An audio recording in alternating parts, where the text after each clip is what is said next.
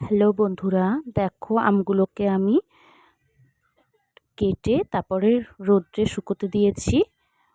তারপরে এই মশলাগুলোকে আমি খালি কড়াইতে টেলে নিয়ে ঠান্ডা হতে রেখেছি। এবার আমি কড়াইতে গুড়গুলোকে সামান্য একটু জল দিয়ে গলিয়ে নেব।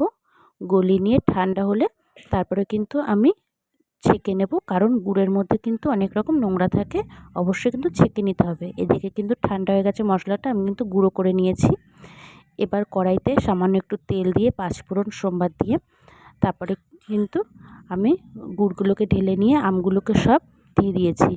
এবার আমগুলোকে ভালো করে নাড়াচাড়া দিয়ে যখন আমার হয়ে আসবে তারপরে কিন্তু আমি সেই ভাজা মশলাটা ছড়িয়ে দিলাম। আর দেখো আমার পুরো রেডি।